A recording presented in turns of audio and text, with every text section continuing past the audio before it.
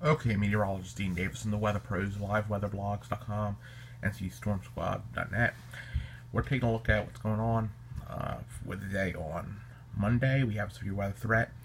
That's going to include Roanoke through Greensboro. It's going to go up to D.C., Norfolk, the Outer Banks, down to South Carolina.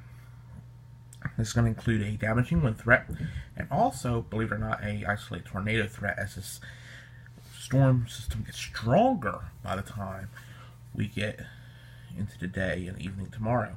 So actually, believe it or not, it's going to get stronger before and not weaker.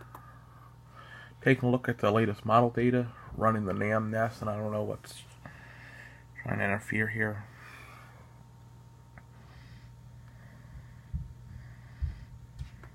Probably a computer update. Anyway, you can see what we have on our radar here, and you can see there's going to be quasi-linear convective system, or QCLS, and you can see how strong of a line that we're actually going to get coming through. And let me try to get the timing here for you. 8 p.m. tomorrow evening, and the problem is that's going to be nighttime. But you do see that's a very strong line of showers, thunderstorms. The thing is, the bowing in the lines will possibly generate that tornado threat with the rotationary availability with the low getting stronger. So what I'm going to actually do is I'm going to take a slice out of here, get closer, and pull some information out of it.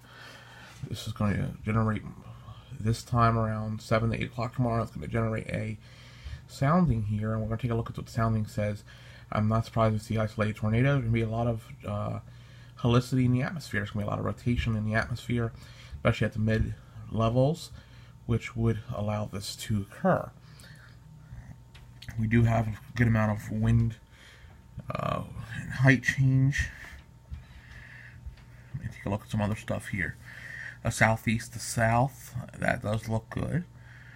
245 and a 510 on the surface to 1 and the surface to 3. That's actually good for a potential tornado problem. So isolated tornado is definitely something we can't rule out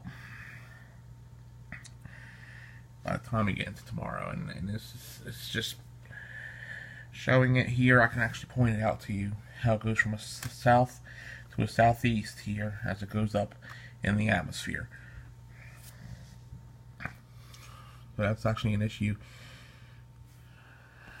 that we are going to see. And there's some curvature here, also an issue. So what else we have an issue with tomorrow? I would say rainfall. I'm going to pull that up. Accumulated rainfall. And what's going to happen is we're going to get a good amount of rain over this period.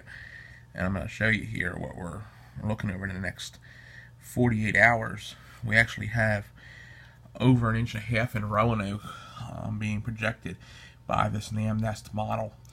And locally, right along the Blue Ridge right here, higher amounts, we're looking at 2 to 3 inch, maybe higher amounts. And Jersey looks like they're going to get some really good rains coming up afterwards, so we have to watch that also. Some things to look out for, but we have to remember that we do have a severe weather threat, and that is something we're going to have to keep an eye on.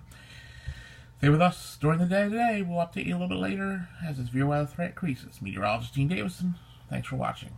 Stay safe and have multiple ways to get your warnings. That is definitely what you're going to want to do. Have a great night.